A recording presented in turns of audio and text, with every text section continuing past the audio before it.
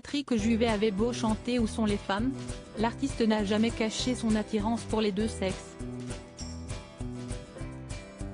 Disparu il y a 2 ans, le 1er avril 2021, le protégé d'Eddie Barclay est en effet tombé sous le charme d'illustres personnalités féminines, à l'image de la romancière et productrice Florence Aboulker, mais aussi d'hommes, comme l'humoriste Pierre Palmade, au début des années 1990. Une histoire malheureusement rythmée par les démons de celui qui a causé un grave accident de voiture le 10 février dernier alors qu'il conduisait sous l'emprise de la cocaïne. Quand je l'ai rencontré, il ne buvait plus d'alcool. C'est moi qui suis tombé dans ses excès, avait dévoilé le fidèle acolyte de Michel Larocque dans le documentaire Patrick Juvet, à cœur ouvert, diffusé sur Paris Première en août dernier. Et d'ajouter, il me faisait la leçon. Il avait peur pour moi. Mais si l'histoire d'amour entre les deux hommes n'a pas duré, ils n'ont pas totalement coupé les ponts.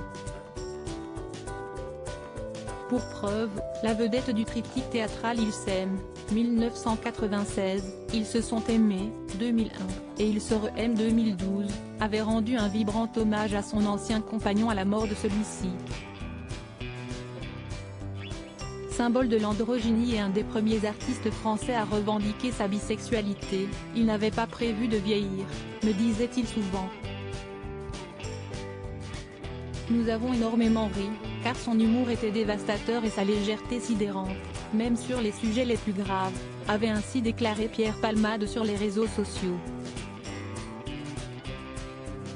Et de conclure avec tendresse, le petit prince du disco devenu vieux lion de la variété française est parti sans laisser un mot. J'essaierai de trouver ce mot dans ses chansons. Je t'aime Patrick. Supérieur à Pierre Palmade, Muriel Robin, Michel Larocque, Véronique Sanson. Les femmes de Xavier Patrick Juvet, cet artiste qui lui a brisé le cœur. Si Patrick Juvet a partagé un bout de chemin avec Pierre Palmade, il aurait aimé en faire de même avec un as de la musique électronique, Jean-Michel Jarre. Mais le coup de cœur n'a malheureusement pas été réciproque.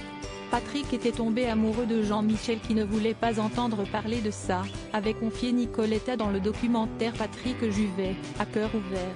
Article écrit en collaboration avec 6 médias Crédit Photo, agence.